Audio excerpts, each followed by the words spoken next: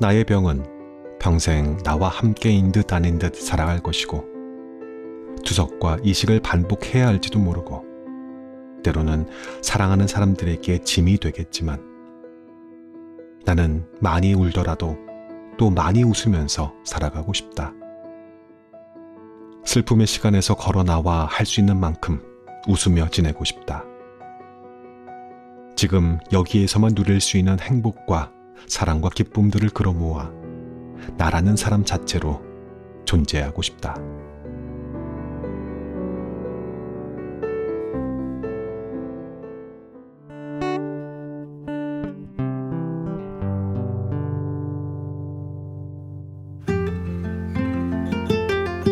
안녕하셨습니까? 무두의 아저씨 책 읽는 자작입니다. 제가 어쩌다가 멘트나 댓글로 어제는 또는 오늘은 좀 우울해요. 그러면 나무님들한테 막 혼나고 그러잖아요. 네, 그랬던 어느 날이었습니다. 조금 우울했던 어느 날 어슬렁 시골 도서관 골목을 걷다가 아무 정보 없이 만나게 된 책. 오늘 들려드릴 이 책의 제목은요. 당연한 하루는 없다입니다. 지은이 희우 수호서재에서 2021년에 펴냈습니다. 책 날개에 희우 작가님의 소개는 이렇게 되어 있어요. 울면서도 뚜벅뚜벅 어두운 터널을 걷는 사람. 전교 1등, 고등학교 최초 여성 학생회장, 서울대 합격까지. 이렇게 엄청난 스펙으로 살다가 18배 희소난치병 루푸스 신염, 콩팥이죠 신장을 만났다. 자신을 공격하는 면역계를 달래기 위해 열심히 살지 않으려 애쓴다. 27, 결국 양쪽 신장 모두 기능이 소실되어 복막투석을 시작했다. 오랜 시간 병의 원인을 스스로에게서 찾으며 몹시 외로웠기에 진한 고백을 여기 적어두었다. 말하지 않아도 이해받는 마음은 몹시 귀해서 외로운 누군가의 곁에 자신의 울음이 조용히 닿기를 바라는 마음으로 썼다. 18살에 찾아온 희소난치병과 함께한 10년간의 투병기입니다. 책장을 한 장 한 장 넘기기가 쉽지 않았어요. 너무 아팠어요. 읽기만 하는 내가 이렇게 아픈데 이 모든 것들을 겪어나갔던 18살 때의 작가님은 이 시간을 어떻게 건너갔을까 읽는 내내 그랬습니다. 그러나 결국 책을 덮었을 때에는 살아갈 용기에 또 흠뻑 취해서 의자를 박차게 되었던 아주 고마운 책이었습니다. 이 모든 힘든 시간 다 겪고 나서 이제 남은 건 해피엔딩뿐이라고 어느 누구도 확신할 수는 없겠지만은요. 왠지 작가님에게는 이제 그 차례가 온 것 같긴 하다고. 그래서 조심스레 미리 축하드린다라는 이야기 전하고 싶었어요. 포기하지 않는 법 배웠습니다. 외로웠던 마음 보여주셔서 고맙고요. 희우 작가님이 건너온 시간을 어깨너머로 바라보면서 어떤 환경에서도 멈춰서 있지 않고 반드시 성장하겠다고 다짐했습니다. 아마 이 글을 읽고 있는 많은 분들도 같은 생각을 하실 거예요. 자, 몇 페이지 들려드리겠습니다. 오늘도 끝까지 함께 해주십시오.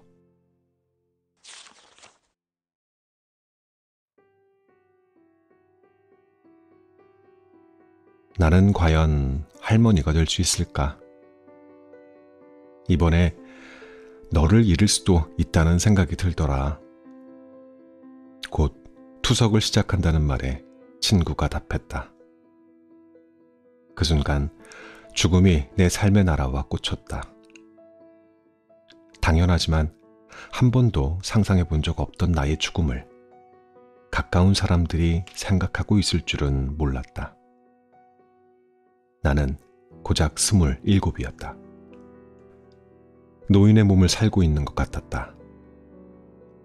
루푸스 신염을 만난 18 이후 신장내과 병동에서 나는 언제나 막내였다. 병실 할머니들은 아가가 아파서 어쩌노 하며 18, 20, 27의 내 손을 꼭 잡아주셨다. 거의 10년이 지나도록 병원만 가면 언제나 아가가 되었다. 할머니들에게 손을 맡긴 채 생각했다. 주름을 제외하면 우리는 거의 비슷한 몸이 아닐까. 금세 바닥나는 체력, 깜빡거리는 기억력, 자주 붓는 무릎, 쓰임을 다한 신장. 내 몸은 또래 친구들보다 병원에서 만나는 할머니들과 더 비슷해 보였다. 직업이 생기고 엄마가 되고 할머니가 되는 일이 내게 올까? 수시로 툭 바닥에 떨어지는 마음을 주었다. 친구들에게 꺼내놓기가 부끄러웠다. 청춘에게 어울리는 청사진. 나의 미래는 창창해 보이기보다 부연 회색빛일 것만 같았다. 루부스를 만난 지 9년째 되던 해, 나의 콩팥이 모두 기능을 소실해 투석 준비를 위해 입원해야 했다. 몸의 일부가 수명을 다했다는 사실을 알게 되자 나의 기한을 짐작해보게 됐다. 그 전까지만 해도 해맑게 웃으며 병동 이모 할머니들과 수다를 떨고 다녔었는데 이번만큼은 커튼을 닫고 형광등 빛조차 잘 들지 않는 구석 자리에 누워 숨죽여 울었다. 옆 침대 할머니는 매일 무기력하게 누워있는 내게 사탕과 빵, 과일 같은 것을 슬며시 건네주셨다. 위로도 동정도 하지 않고 그저 재미난 이야기를 커튼 너머로 들려주시기도 했다. 할머니, 나는 어떻게 살아야 해? 어느 날 내가 물었다. 하고 싶은 것도 많고 할 수 있는 것도 많을 줄 알았는데 고작 20몇 살에 아파버려서 이제 어떻게 살아야 하느냐고. 대답을 바라지 않는 질문이 허공에 흩어졌다. 할머니는 아직 어리니까 건강해질 시간은 많다고. 내가 견뎌내기만 하면 의사 선생님들이 다 고쳐줄 기술을 만들어낼 거라고. 그러니까 밥 잘 먹고 햇볕 많이 쬐고 지금처럼 방긋방긋 웃으며 버티라고. 그러다 보면 무거운 인생이 훌훌 털어지는 날이 온다고 했다. 내 등을 토닥이는 그의 가슬가슬한 손이 간지러워 눈물이 났다. 아픈 몸은 자주 위태롭다. 삶이 폭탄 같은 불행을 던질 때마다 할머니와 병원에서 찍은 사진을 꺼내본다. 커튼 사이로 들려오던 할머니의 목소리를 떠올린다. 무조건 버티고 방긋방긋 웃어. 그 말이 불씨처럼 내 안에 자리 잡아 내가 웃을 때마다 환하고 따뜻하게 살아났다. 어떤 시간도 결국 나의 삶이니까. 선명한 기쁨들을 마주하기 위해 눈을 더 크게 뜨고 행복의 냄새를 찾아다닌다. 나이가 들면서 이해할 수 있는 슬픔이 많아지기에 눈물이 많아진다는 말을 보았다. 18부터 몸의 고통을 마주한 나는 사람들이 웃는 장면에서도 혼자 엉엉 우는 사람이 되었다. 눈물 많고 정도 많고 마음이 넘쳐서 풍요로운 할머니가 되고 싶다. 그리하여 병원 한 구석에서 훌쩍훌쩍 울고 있을 아이의 등을 쓸어줄 수 있기를. 내가 힘들 때마다 달달한 간식과 온기가 스민 위로를 건네던 할머니들처럼. 어떤 생이든 소중해. 아픈 몸을 살아가는 생도, 무자비한 슬픔을 맞아낸 생도 모두 소중해. 아픈 나를 안아주듯 어느 날에 힘든 당신을 안아주는 할머니가 되기를 꿈꾼다. 그때까지 내 몸은 살아낼 수 있을까?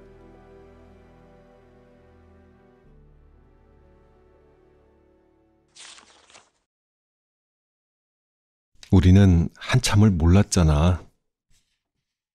아빠, 그날 기억나? 왜? 내가 열이 많이 나서 학교에서 바로 돌아온 날 있잖아. 나 그때 진짜 아팠는데. 아빠는 그때 혹시 알았어? 내가 이렇게까지 아파질 줄 말이야. 나는 정말 조금도 몰랐거든. 그 열이 2달 넘게 계속될 줄도, 그게 루푸스라는 희소병 때문일 줄도 몰랐어. 심지어 10년 후 몸에 호수를 꽂게 될 줄은 더더욱 상상도 못했어. 우리 그때 병원 참 많이도 돌아다녔다, 그치?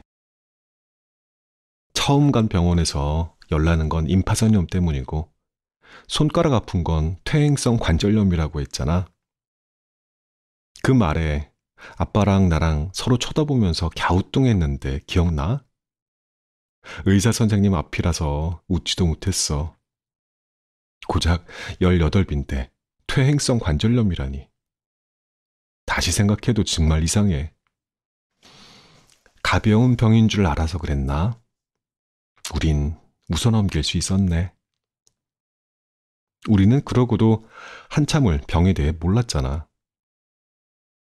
머리카락이 빠지고 열이 나고 눈이 좀 붓고 손가락이 아프고 그런 가벼운 증상들이어서 그랬을 거야. 동물처럼 털갈이를 하나 보다. 요즘 좀 피곤한가? 감기 기운 있나 싶었잖아. 내과들에서도 보이는 증상에만 대처를 해줬어. 머리가 빠진다고 하면 고등학생이라 스트레스를 받는 거 아니냐고 웃으며 물었고, 그나마 유의미하게 얻어온 병명은 임파선염뿐이었지. 그때 나는 그런가 보다 하며 해열제와 소염 진통제를 달고 살았어. 그런데도 1달 넘게 병증이 줄어들지 않으니까 엄마는 결국 여기저기 물어 동네에 잘 본다는 내과를 알아왔어. 거기서는 피검사, 소변검사만 해보고는 바로 큰 병원에 가는 게 좋겠다고 했어. 신장이 안 좋은 것 같다고. 생각지도 못한 말에 우리는 깜짝 놀랐어. 큰 병원을 알아보고 예약하고 기다리는 동안 시간이 빨리도 흘러갔어. 답답하고 두려웠는데 내 마음은 아는 채도 않고 시간은 제멋대로 달려가더라. 그때 만난 할아버지 의사 선생님은 청소년기에는 무리하게 운동을 하거나 고기를 많이 먹으면 단백뇨가 잠깐 나올 수 있다고도 했어. 그래서 우린 안심하고 대학로를 구경하면서 와플도 사 먹었었잖아. 그런데 1달 후 다시 찾은 병원에서 나는 바로 입원해야 했어. 혹시 모르니까 해보자던 24시간 소변 검사에서 단백뇨가 어마어마하게 나와버린 거야. 아빠, 나는 그날이 되게 흐릿하게 기억이 나. 볕이 많이 드는 가을날이었던 것 같아. 병원에는 사람이 많고 시끄럽고 웅성거렸어. 그날의 기억은 꼭 빛바랜 사진을 보는 느낌이야. 나는 얼떨떨했어. 고작 두통이 있고 손가락이 좀 아프고 눈이 붓고 열이 좀 날 뿐이었는데 대학병원에 입원을 해야 할 정도라니 믿기지 않았어. 거기는 무지 아픈 사람들이 가는 곳이잖아. 구급차들이 줄지어 들어오고 다치고 아픈 사람들의 이송침대가 거칠게 지나다니는 곳. 온몸에 소변줄, 링거줄 등을 줄줄이 단 사람들이 걸어 다니는 곳 말이야. 나는 그렇게 아픈 것 같지 않은데 병실에 내 이름이 붙어 있는 게 낯설고 싫더라. 아빠, 그때 마음이 어땠어? 엄마는 혹시 속으로 우는 것 같지는 않았어? 만약 그때로 돌아간다면 엄마, 아빠의 표정을 가만히 들여다보고 싶다는 생각을 해. 아이가 아프다는 것을 안 부모의 마음은 어땠는지. 말없이 2 사람의 등을 쓸어내리며 침묵에도 고개를 끄덕여주고 싶어.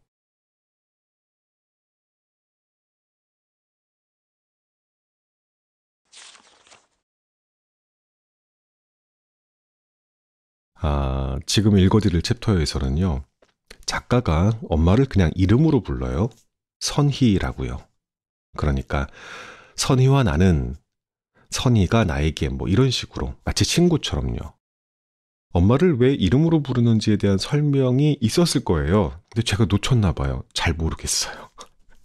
여튼 이 글에서 선희는 엄마이고 성우는 아빠를 칭합니다. 아셨죠?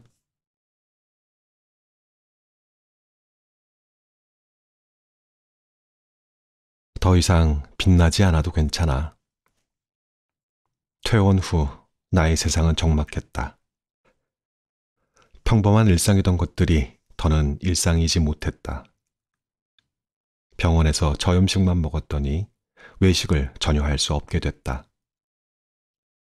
맵고 짠 음식은 혀에 너무 큰 자극을 줘서 혀가 아프기까지 했다. 요리하는 과정도 험난했다. 너무 싱거우면 속이 메스껍고 이전처럼 간을 하면 혀가 아팠다. 복수가 차고 스테로이드로 다시 몸이 불어 옷장에 입을 수 있는 옷이 하나도 없었다. 남동생이나 엄마의 옷과 신발을 입고 신었다. 아예 새로 사기엔 또 언제 몸이 돌아올지 몰라 급히 몇 가지만 장만했다. 오랜 병원 생활에 약해진 몸은 모든 행동과 걸음걸이의 속도를 느리게 만들었다.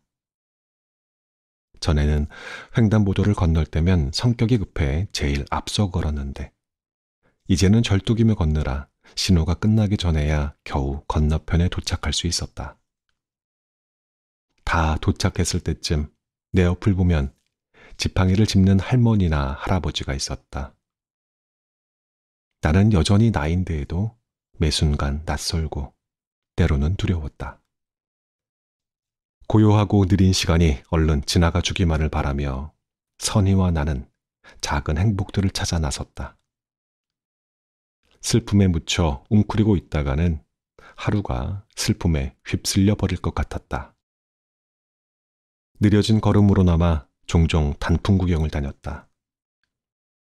퇴원했어도 사이톡산 치료와 신장 넥과 외래가 격주로 있어 매주 병원에 가야 했다. 병원이 일찍 끝나는 날, 컨디션에 맞춰 통인시장, 연남동, 삼청동, 창경궁 등을 돌아다녔다. 병원 안에 있던 한 달 동안 바뀌어버린 계절을 천천히 누렸다. 느려진 걸음이 신경 쓰일 때면 나는 꼭 미래를 살고 있는 것 같았다. 어쩌면 할머니가 되어가는 과정에서 느낄 신체의 둔화들이란 이런 것이겠구나 하는 생각에 씁쓸한 고독이 내려앉았다. 아프기 전에는 바쁘다는 핑계, 약속이 많다는 핑계로 엄마와 시간을 자주 보내지 못했다. 어느 날 문득 친구들과 자주 맛있는 걸 먹으러 다니던 연남동을 선희와는 처음 걸었다는 것을 깨달았다. 엄마의 걸음이 더 느려지기 전에 건강해지면 더 예쁘고 좋은 곳에 손을 잡고 다녀야겠다고 결심했다. 낯선 걸음들이 영영 놓칠 수 있었던 삶의 단면들을 들춰주는 것에 감사했다. 하지만 혼자 집에 남겨질 때에는 부정적인 생각들이 맴돌았다. 한 달간 병원 생활을 하며 수천 번도 넘게 곱씹었던 생각이었다. 나를 망친 건 나야. 고3 때도 무리하게 공부하다 병에 걸렸으면서 같은 실수를 반복했다는 것이 가장 견디기 힘들었다. 후회해도 소용이 없다는 것을 알지만 멍하니 천장을 바라보고 있을 때에면 염증이 도지듯 후회가 밀려왔다. 몸의 고통이 심할 때에는 오히려 눈에 들어오지 않던 몸의 현실을 마주해야만 했다. 기어코 바닥을 치고 말았다는 사실을 인정하는 일은 또 다른 숙제였다. 아프기만 한 내 인생은 어떤 가치가 있는 걸까? 고민하고 또 고민해야 했다. 풍족하지 않은 집안의 아픈 딸내미는 가족의 짐인 것만 같았고 남동생의 앞날마저 가로막는 기분이 들었다. 내가 아팠기 때문에 웅운 전역하고도 마음껏 가족의 축하를 받을 수 없었다. 심지어 거의 매일 병실에 찾아와 나를 간호했고 지나가던 레지던트 선생님은 남동생이 있다는 사실에 눈을 반짝였다. 이대로라면 언젠가 이식을 받아야 할 텐데 건강한 남동생이 있어 다행이라며 몰래 말을 건네기도 했다. 다행 일리 없었다. 그런 일만은 일어나지 않기를 바랐다. 이렇게 피해를 주며 살아내는 것은 무슨 의미가 있을까? 자문했다. 그럴 때마다 선희는 내 손을 잡고 말했다. 누구에게나 장애는 있어. 그 말에 내가 빤히 바라보면 선희는 누구에게나 언젠가는 병이 온다고. 그 모양이 가난이든 불화든 질병이든 모두에게 장애가 되는 부분이 있다고. 지금이 아닐 수도 있지만 인간이라면 누구나 생로병사를 겪는 것이라고 말해주었다. 그래도 나는 내 손톱 밑에 가시가 가장 아파서 나만큼은 아닐 거야 라고 말하곤 고개를 떨궜다. 그런데에도 슬퍼하는 내 눈을 보면 선희는 늘 같은 말을 해주었다. 어쩌면 그 말 덕에 나만 다른 게 아니라는 엄마의 그 말 때문에 지금껏 살아낼 수 있던 걸지도 모르겠다. 언젠가 신해철이 이런 말을 했다. 생명은 태어난 것 자체로 목적을 다한 것이기 때문에 인생이란 보너스 게임입니다. 어떻게 살아가느냐 하는 것은 덤으로 주어진 것입니다. 몇 번이고 이 말을 곱씹었다. 나는 이미 목적을 다한 것인가? 가게에 도움이 되지 않아도 평생 아프더라도 살아갈 가치가 있는 걸까? 그의 말대로라면 더 이상 내 인생의 가치나 존재 이유를 찾아야 할 필요가 없었다. 그 말을 꼭 붙들고 싶었다. 이전까지는 살아있음에 감사한 적이 없었다. 건강하게 살아있는 것은 당연하고 무엇을 얼마나 많이 빠르게 성취하느냐가 중요했다. 성적과 성취로 내 존재 이유를 증명하고자 부단히 애쓰며 살아왔다. 조금 더 빛나는 딸, 더 반짝이는 내가 되고 싶었다. 루푸스가 일상, 계획, 미래를 발목 잡을 때마다 억울하기만 했다. 그러나 완전히 바닥을 친 후로는 분명 루푸스를 만나게 된 이유가 있을 거라는 생각을 한다. 여전히 그 이유를 이해해 보려고 노력 중이다. 이제는 빛나지 않아도 괜찮다고, 그저 나인 채로 살아가도 좋다고 주문을 외운다.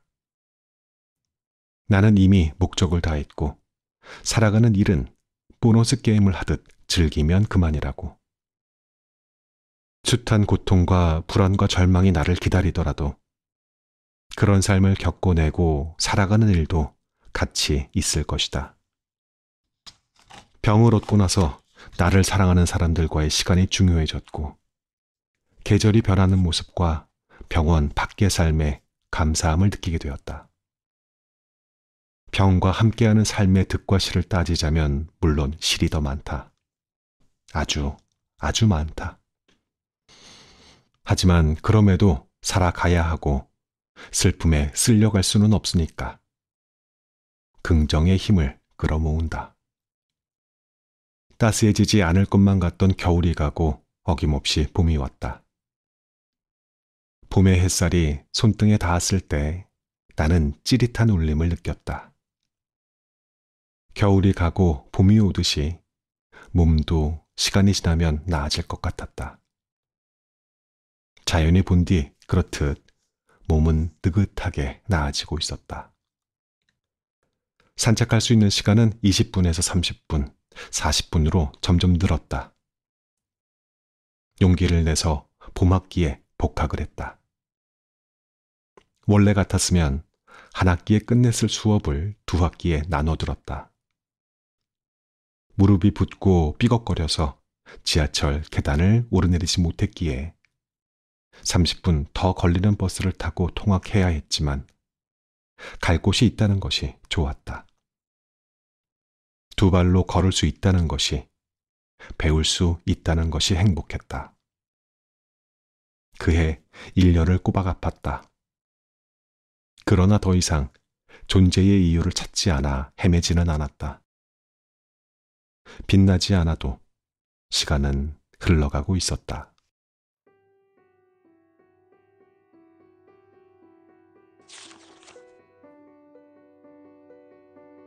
당연한 사랑은 없다. 엄마 선희는 애정을 드러내는 편은 아니지만 언제나 든든한 지원군이 되어주었다. 10여 년을 아프면서 나는 어느새 가족들에게 받는 사랑과 걱정을 당연하게 여기고 있었다. 언제나 아프고 힘든 건 내 쪽이었고, 그런 나를 지켜보는 가족들의 마음보다도 고통 앞에 무기력한 내 마음을 돌보는 것이 더 중요했다. 그런 선희는 내게 신장 공여를 해주려고 받은 검사에서 단백뇨 외에 다른 문제를 발견했다.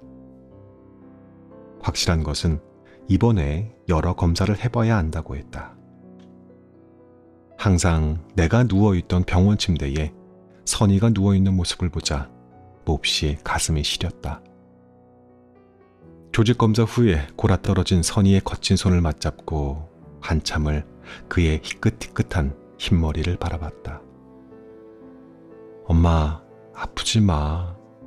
사랑해. 평소에는 잘하지 않는 말을 잠든 그에게 거듭 말했다.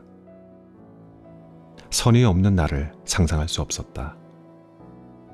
얼마 전까지 그가 내게 신장을 이식해 줄 수 없다는 사실을 알고 속상했던 마음이 떠올라 괴로웠다. 나의 아픔에만 정신이 팔려 그의 건강을 돌아보지 못한 날들을 후회했다. 선희와 나는 처음부터 애정이 넘치는 모녀는 아니었다. 평범하고 투박한 모녀 사이에 더 가까웠다. 반복되는 나의 입원 생활을 겪으며 우리는 아픔을 함께 나누는 사이가 되었다. 복수가 차고 요독으로 아무것도 먹지 못하던 날들에 항상 선희가 옆에 있었다. 슬퍼할 때도, 아무렇지 않은 척 웃을 때에도, 때로 병원에서 재미난 일이 생겼을 때에도 언제나 그랬다. 선희는 병원에서 자고 아침이면 출근했고 저녁이 되면 병원으로 돌아와 다시 내 곁을 지켰다. 우리는 햇반을 돌려 병원 밥을 나눠 먹었다. 식당에 가서 제대로 밥을 먹으라고 하면 선희는 혼자 맛있는 걸 먹어 뭐하냐고 답했다. 요독이 심해 하루 종일 메스껍던 때에는 먹는 게 고역이었다. 식사 시간에 병실안을 감도는 음식 냄새에도 구역질이 났다. 퇴근한 선희는 내가 한 술이라도 더 뜨길 바라며 나의 밥을 챙겼다. 바쁜 와중에도 저염식 반찬을 만들어 가져왔다. 혹시 병원 밥이 맛이 없어서 그런 거라면 이거라도 먹어보라며 콩나물 무침, 계란찜 같은 반찬을 숟가락 위에 올려주었다. 그러면 나는 그의 걱정을 덜어주고자 꾸역꾸역 한 숟갈이라도 더 먹었다. 그러다 결국 체해 밤새 잠을 못 자고 소화제를 먹고 오심 방지 주사를 맞고 등을 두드리고 간호사 선생님을 호출하는 날들이 반복됐다. 선희는 따라 눈물 지으며 자책했다. 새벽에 더부룩한 느낌이 들면 자는 선희 몰래 빠져나와 복도를 하염없이 걸었다. 선희가 나 때문에 속상해하지 않기를 바랐다. 선잠이 든 선희는 이내 나의 부재를 알아차리곤 복도로 나와 내 손을 잡고 함께 걸어주었다. 선희의 손을 잡고 걸으면 어둠이 내려앉은 새벽도 금세 지나갈 것 같았다. 2017년에 내 몸이 바닥을 칠 때 선희는 55살이었다. 1시간 넘게 운전에 출근하고 한 달을 들이 딱딱한 보호자 침대에서 자기에는 너무 많은 나이였다. 나는 새벽에 깰 때마다 선희의 얼굴을 종종 들여다봤다. 염색을 하지 못한 흰머리, 불편한지 인상을 쓴 표정, 거칠어진 피부, 다문 입술. 고온이 잠든 그의 얼굴을 보면 눈물이 날 것 같았다. 낮에 잠깐 앉아만 있기에도 불편한 딱딱하고 비좁은 보호자 침대 위에서 선희는 겨우 새우잠을 잤다. 어디에서나 곤히 잘 수 있다며 큰소리쳤지만 갈수록 그의 눈밑은 어두워졌다. 게다가 애석하게도 병원 자리 운이 없어서 항상 좁은 가운데 자리나 화장실 또는 세면대 옆자리에 배정을 받았다. 그러면 사람들이 용변을 보는 소리를 고스란히 듣고 때로는 그들이 양치질을 하다가 튀기는 물도 맞았다. 그런 자리에 놓인 우리는 서로를 안타까워했다. 나는 선희에게 보호자 침대를 좀 더 내 쪽으로 붙이라고 말했고 조금이라도 몸이 괜찮은 날에는 집에 가서 자라고 우겼다.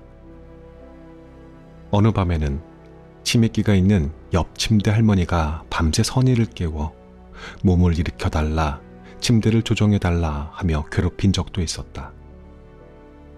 선희는 그런 요구들을 실은 내색 없이 들어주었다.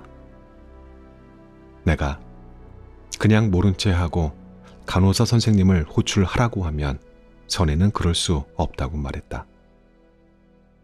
자기가 없을 때 너도 누군가에게 도움을 받으려면 자신이 남을 도와야 한다고 말했다. 우리 꼭 여행 온 것 같다, 그치? 병원 생활이 한 달에 가까워지던 어느 날 선희는 내게 말했다. 늘 그렇듯 보호자 침대에 모르 누운 채 나는 선희의 눈을 빤히 들여다보았다. 그는 이 상황은 어떻게든 지나갈 거라고. 병원에 있는 덕분에 우리가 더 많은 얘기를 나누게 되었다고. 둘이서만 호텔에 와서 지낸다 생각하자고 말했다. 그러면 나는 이렇게 불편한 호텔이 어딨냐라고 답하며 등을 돌렸다. 눈물이 날 것 같았기 때문이다. 나는 그맘때쯤 길어지는 병원 생활에 지쳐가고 있었다. 어쩌면 나를 이제 그만 포기해야 할지도 모른다고 생각했다. 무엇보다 힘든 건 가족들에 대한 미안함이었다. 선희는 그런 내 마음을 알고 있는 것 같았다. 15살에 엄마를 잃은 선희는 언제나 내게 스스로를 위로할 줄 알아야 한다고 말했다.